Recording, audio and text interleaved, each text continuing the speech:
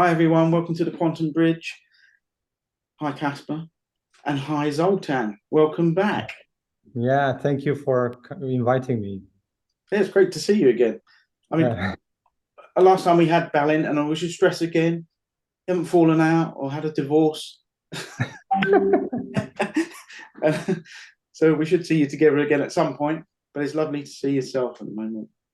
Thank you, thank you. So I think last time we spoke, you said you was going to Hong Kong. That is why you wasn't with us on the last session. So Yeah. how did your trip go? Did it go well? Yeah, I would say that after, I think last time I've been to Hong Kong was in 2016.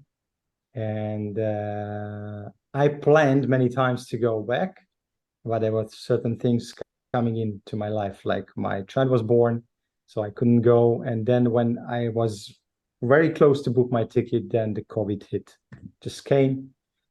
And I thought, yeah, okay, this is just a flu, and in a few months we'll be okay again, and I will go to Hong Kong. And I have some friends around there, Hungarian guys, and I was asking them that, okay, what's happening in China? I'm planning to go in April. That was happening somewhere in October, November, and said, I suppose in April I will be able to go. And then she said, no, you won't. I said, okay. I was a little bit not really believing what he was saying, but then I had to realize that it's a little bit more serious than I expected. So after 7 years, I got the possibility to go there. Even last year, in until November, you had to stay for 2 weeks in quarantine, in a quarantine hotel. No one could basically visit you. You could not go out. So it didn't make any sense to go. And then I was able to go, and it was fantastic. It always reminds me what is this about. And I had the possibility to meet my master, to train with him basically every day twice, and he killed me every day twice. and and I enjoyed it. So it was absolutely about development. No fun, in the sense that no real tourism. Of course, I was looking around between two killings sessions, but the whole story was about to catch up again, meet him, train with him, and experience what everyone should experience once in a lifetime, at least, that what it is, how it feels when you basically get in contact with someone who is the best in this. So it was great. Yeah, it hurts. Yeah, no. Actually, it does. Actually, yeah, it's painful. Yeah, We practice. You practiced it, so you know how it is. yeah. We remember. Yeah.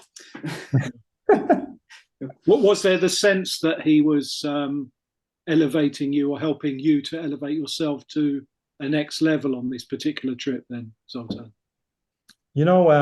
I think once we spoke in one of our sessions about traditional teachings. And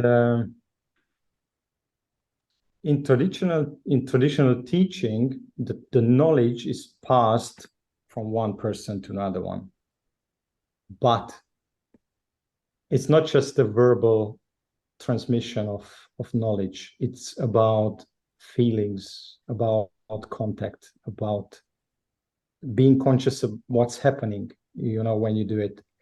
And my Sifu has a saying, I think I also mentioned that in our talk, that he's always saying, I'm giving my power to you, which literally means that when you do these exercises with him, you're absorbing him, absorbing the feeling, absorbing his power. And that's what basically brings you to a level of consciousness and the level of knowledge or power understanding. And that's how it feels, how it works, actually. And we do the same when we are practicing with our students personally. So that's what can elevate you really during these sessions. And he can remind you always if you're on the right path or you went a little bit away. So that's why even when you're, let's say, a high level or higher level, sometimes you should go and visit your master, your Sifu, to check yourself, check your level, check your understanding, check your path, if you're still going on the right way. Of course, there will be a level when you cannot anymore because you have no Sifu. They, unfortunately, like everyone, they die.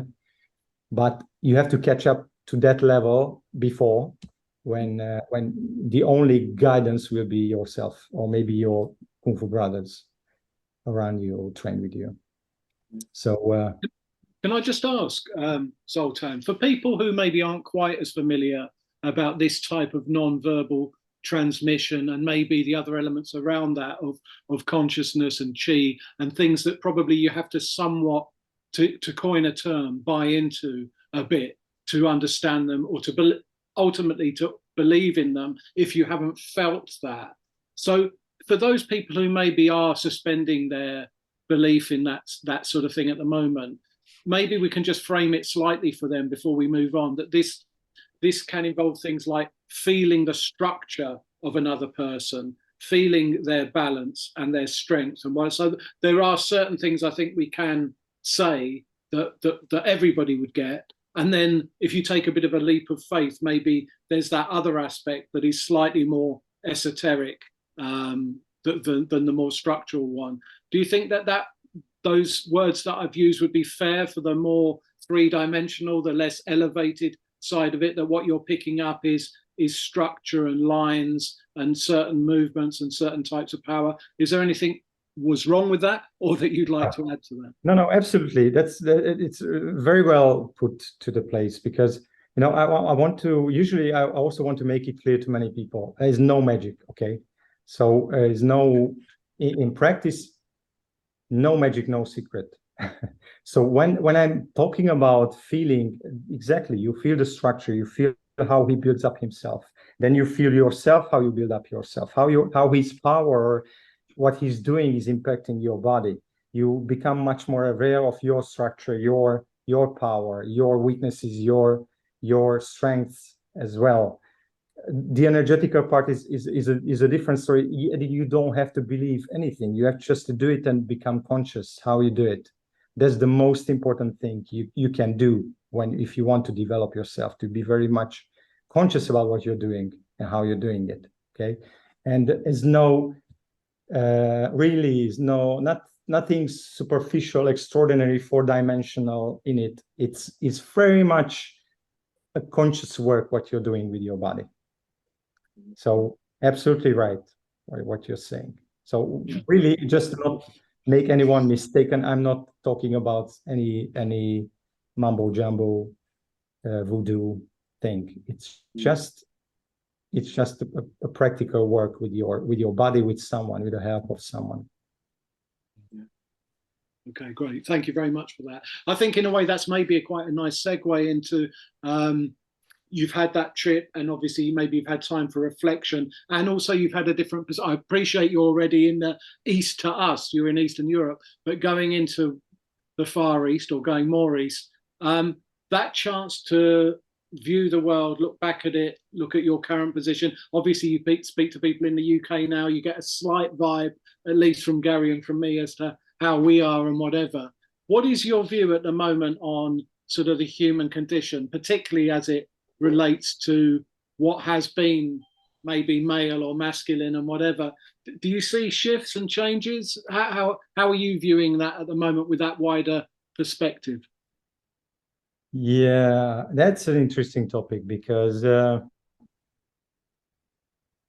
what I see nowadays as a trend, which maybe I'm not questioning, trends are happening. It's like evolution.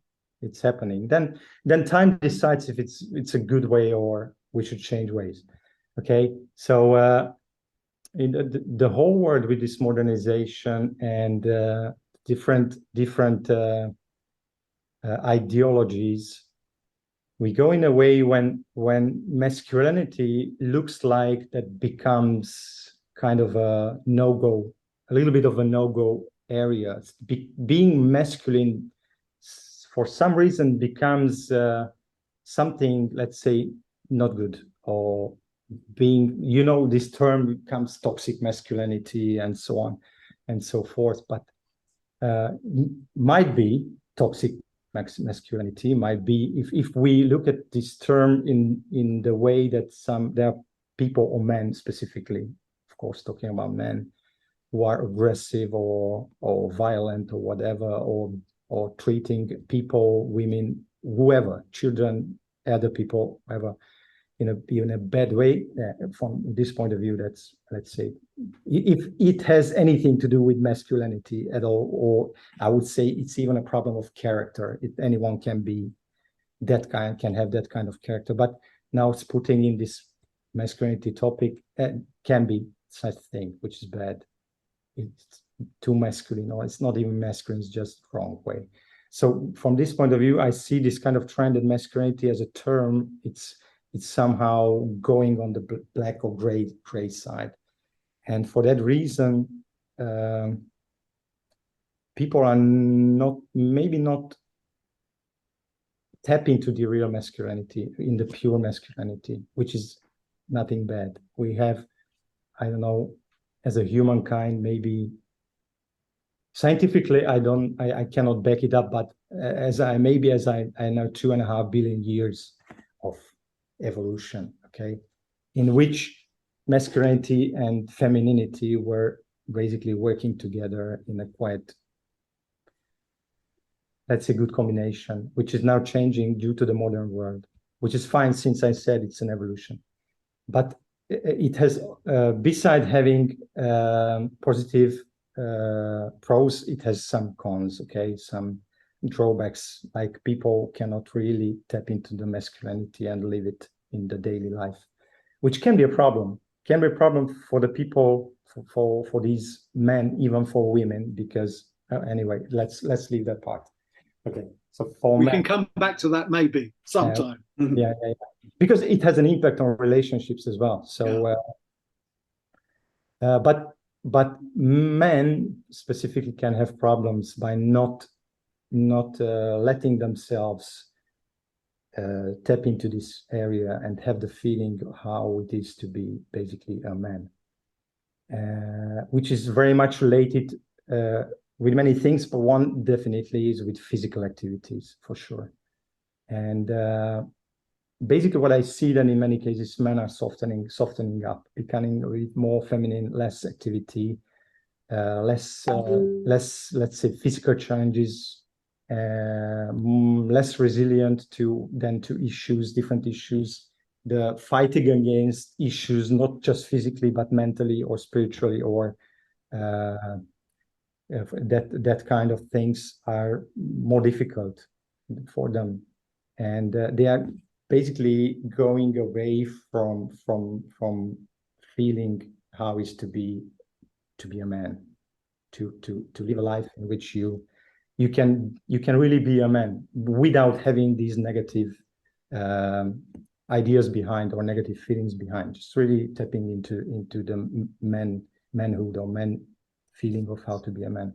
And I think one way, now connecting back to what Balin said, one way can be any physical activity, but for me is, for instance, Kung Fu, practicing, feeling my powers, building my powers, becoming stronger physically and then mentally, spiritually through this. So I think this is quite a heavy topic, and even more interesting how this is affecting relationships between men and women within a family, on children, and we could go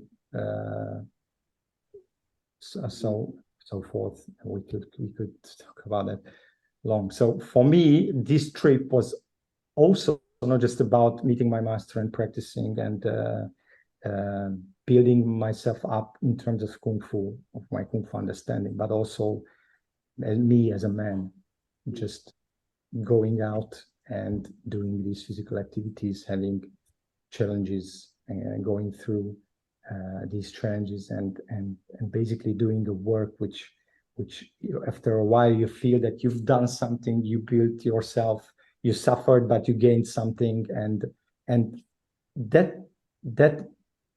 strengthened man. and not just physically, mentally, but if you look into the biological aspects, like on level of hormones, what is created, what is triggered in your body, what functions, things are triggered in your body, it's also have these kind of impacts, and that can have a great impact on different areas of your life if you're doing such things. How do you feel about the difference between, I mean, obviously there's martial arts terms of external power and internal power, but maybe we see there's a lot of this build in muscles to maybe look masculine, but not much development on the internal, if we call it personality or strength, and the internal sovereignty, which maybe over the last few years we saw there was a difference there between what was typically seen as masculine. I mean, I'm talking maybe in our country, there's a very sort of beer drinking, sort of football type guy, have a punch up because your team lost or something. But when it came to standing in the power against something that was oppressive, that internal strength wasn't there as much. We didn't see so much of that. In fact, you could say that it was actually a lot of the women that actually first stood up in our country, certainly, that led the way, and it took some time for the men to come up. So I just don't know how you feel about that sort of external and internal power. I understand your point. So okay, so we look at it as a whole. Masculinity is not just about having a muscular body. That's one side, just the physical side. Of course, you have to work on yourself as well, on your internal abilities, on your psyche, on your feelings, and basically everything that puts you together as a man, as a masculine man. But that part is much more difficult than building up your body. So that's why in many cases it's much more easier to do an external work. In martial arts, the same. External work is much faster and quicker than doing an internal work. But these things are really much connected. So if you neglect one part, then you still not that what you want to achieve. You will be missing something. And as a man, being just muscular, as you said, is basically not enough. You should be there mentally. You should be there with your feelings, spiritually as well. And that's a difficult thing. But you have a lifetime to do this journey. Okay, so no one was born in a way that she's a woman in a way that you would imagine. That's a good question. How it should be, but. Everyone has kind of idea how a man or a woman is in general, should be. What are the qualities of a woman or of a man in a classical, let's say in a classical way, which it's difficult to talk about this, because when you mention this classical way nowadays, it's not easy to talk about that, because someone says, what classical way? We are in the 21st century, and what is classical? Should we go back in the medieval times or even back? So it's not easy. So maybe first we should define some words, what we mean behind it. Okay, but now we don't have time. We don't have time. But there are. But I think you understand what I'm trying to say. So yeah, being a man is not just about physical. Yeah, there are sort of things where, I don't know if you're familiar with Jordan Peterson or something, where he talks about different job roles, and that you can try and force men into this one or women into this job role, but just naturally they will sort of gravitate towards certain roles. Exactly. So, yeah, because by nature. Yes, that's right. You get a lot of guys going into sort of to tech or engineering. Doesn't mean that women don't. It's just it's heavy, and then you've got the sort of nursing care inside and healthcare. A lot of women gravitate towards that. So there are these fundamental differences that you could say. I mean, I know a lot of our audience would feel that have been manipulated and inverted in our world You know, it's very interesting because I've seen many discussions about that maybe they should equalize the amount of people in certain areas. And in Europe specifically, we have countries which are very much advanced in this kind of, let's say, liberalism or democracy, like in Scandinavian countries. And statistics are basically showing that when you give the opportunity to people to choose in a country where there is wealth behind and you have a stable economy, you have money behind, they feel safe, they can choose whatever they want. Usually they choose the classic way to go. So more men are going to be engineers, more women going to be nurses. So you would think that it will be more like close to equal, but not. The gap becomes bigger because by nature people do choose in this way because they were much closer to the natural habits or natural character, natural whatever, being a man or being a woman or being what they want to be. So it's an interesting topic. Mm. Yeah. But for me, maybe it sounds egoistic, but first of all, I care myself, you know, in a sense that, because I know if I'm working on myself and I make myself, let's say, fine, good, physically, mentally, spiritually, then that will have an impact on my surrounding as well. So if I'm not good myself, if I have issues myself, how can I have a good impact or help basically other people or really showing a way? I can't. When you don't have money, you cannot give money, okay, to others. Same thing with this. So if you're not okay yourself, it's quite difficult to make other people okay because you don't know what is okay. You're not okay. So that's what I'm saying. Really, it's a long journey. So you unfortunately, you do not born to be perfect. In many cases, we have to work a lot on ourselves in either ways, a physical, mental, spiritual way, both.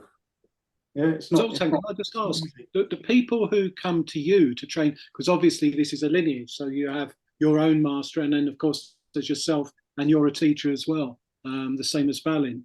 Do you feel that people come to you as much for the non-martial aspect, or is it purely for the martial aspect? How do you see, particularly, and I'm not sure if you have who you have as students in terms of a breakdown between men and women and so on, but do you think that there is a level of sort of mentorship? And I always found certainly with the idea at least of a Chinese sifu in the kung fu tradition was very much that is a paternal figure as well, and it very much is how to live your life as a man as well as this.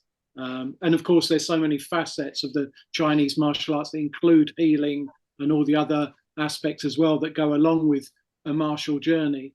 How do you see that? Just interested in what you actually see and how you feel about your role. Yeah, first of all, since we first do not know each other personally, since they usually start online, the biggest interest is in physical development or improvement in Kung Fu specifically. Yeah. And they come to me when they come to visit us after having some kind of experience online with the online course, that they want to experience this personally. How is it? And that is also a very interesting story because I'm always asking when they are coming here that I'm sure you had an idea in your head. What is it? Because you had experiences during the online training, and how this idea matching what you have basically experienced personally when you train with us. And usually there's a big gap between the idea and the personal experience in a good sense, of course. But they come for this kind of experience and for this kind of teachings first. I don't know, since we started 2 years ago, maybe there will be people who know us already. Maybe after a while they will be coming for something else as well. I don't know. I cannot predict that. But and of course, I am not considering myself as a guru in any ways. So I don't want to first of all become a life coach. Maybe once, if I will have great wisdom in my life, not just as a teacher in Kung Fu, but in different areas of my life. Maybe once I can advise people. I don't know, but for sure, I would be happy to help people or give my experiences to them. But as first, they are coming for the physical aspect, and then when they understand this is beyond physical, what we call basically an internal work, which again I'm saying not mystifying. It's nothing mystical in the internal work. Unfortunately, it became a term which was very much, in a shade, in a gray, and mystified. And there's nothing mystical in the internal work. It's a completely natural story, how you work on your internal. And then they tap into the internal part, internal development. And of course, we have discussions. These people are very intelligent, very open-minded people, and we talk about everything. And in many cases, when we share ideas, that I see that people gravitating towards us who have very similar approach to practice, to Kung Fu, to life, even life in general. So I'm happy. This kind of what you draw into your life is really, in a sense, is working, because what they see of you, they attract them. We attract people who are much similar in thinking to us as we are. And that makes me happy. It's much easier to work with people who you're on the same page than when you're not, and you have to fight to make yourself understand. Anyway, in general, in Kung Fu, I don't want to talk in a broad martial art terms, just in Kung Fu. In Kung Fu general, what I see, people have very different understanding what Kung Fu is, or how the development is going in Kung Fu. And I see that in Chow Gar specifically, and in our approach, our understanding, it's the opposite side. And that's really interesting to see how people are changing their view or their mind or their approach and understanding what we are talking about. Because at the beginning, it's very difficult to make them understand. That's why you need sometimes personal experience to help them understand what is this. Just a quick couple of things. I'm sure Gary will jump in, and I know we haven't got a huge amount of time. But firstly, just to say that, of course, what brought Gary and myself to you guys was exactly that resonance of finding people who were absolutely passionate and committed, but at the same time hadn't allowed all humor to fall away and all the other aspects of their own personalities to be given over either to another teacher or system or way of life. So it hadn't become a cult in that sense, which really we thought was actually wonderful and very, it was a breath of fresh air, I think, to see the way you guys presented yourselves. And then we went on to have all those conversations and have grown a good friendship out of that, which I think is a remarkable thing and testament to how you guys are and how your lineage is. On the other aspect of this, just because we are talking about Kung Fu, and inevitably I think we should mention the whole aspect of Yin and Yang, that we in the West at least attribute to masculine and feminine, albeit there's the other dots. So within the masculine there's feminine, and then within the feminine there's masculine. But I just wonder if you have any views, as you've trained and as you've now thought about this even now, how much does that aspect of sort of, I suppose it's really Taoism, but anyway, Yin and Yang, does that somehow permeate any of your thinking, thoughts, feeling process? Definitely, because Yin and Yang is about balance. And either we talk about soft and hard, or dark and light, or men and women qualities. It's about some kind of balance. And I've always tell to the students, in your practice, you should have a balance. We have in Chow Gar system, we have hard, we have soft. Even in the fighting, let's say, terms of fighting aspect, we are differentiating hard way and soft way. In the exercises, we have the hard and soft. But the funny thing is they lead you to toward the same goal, just from a slightly different angle. And that's why I'm saying we have lots of exercises, okay? But when you're at the end of the day, when it's distilled in you, you see that this is very simple. It's a simple thing. Why too many things? Why soft and hard, yin and yang, whatever? And the reason is because every people is different. You have a different understanding of things. Different things are resonating to you, and you will understand the same thing in a different way than the other one. And you need different views to understand the same thing. He will understand, or she will understand it by this set of exercises. And you will understand the same thing by this set of exercises. If I give you only one option, maybe you will never understand it because it's not really resonating. And then you get to the same place. And as a yin and yang, you feel also yourself that you need both to be complete. You need both. You, as a man as well, you have feminine, let's say feminine qualities as well, soft part of yourself as well, which without that, you won't be the same person as a whole. You will miss it. You if you're too tough, if you're too stiff, you're too hard, then it's not good. If you're too soft, again, it's not good. You need the balance. You need to know when you have to be hard, when you have to be soft, when you have to be kind, when you have to be more, I don't know, tough or assertive, maybe. Yeah, exactly. So life, in my experience, is not just black and white. There are different. It sounds funny because if I hear myself, it's a bit cliche kind of. But that's it, actually, really. And I don't want to go into cliches. So you need both. You need both in practice, in life, as a man, as a woman, as a person who wants to develop. You need to develop every area of yours to become someone who, at the end of your life, you look back and you say, yeah, it was great, worth it. Yeah, we did a whole show with another lady called Jane McDougall. It was about that aligning and balancing the divine masculine and feminine. As you say, it's quite how it's been fractured and how we sort of try and bring that back into an alignment.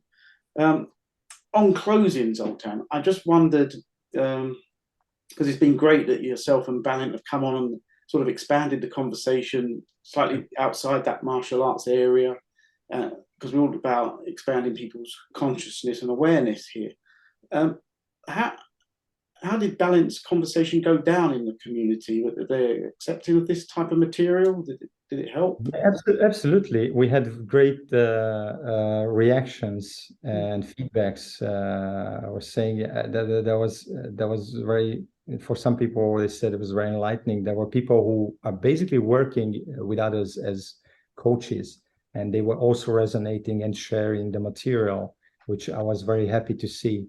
So it looks like this kind of topic, that to have a purpose in life, which can lead you through life as a long journey, or maybe you have, let's say, smaller goals, what you want to achieve, but always working on something. Because as a man,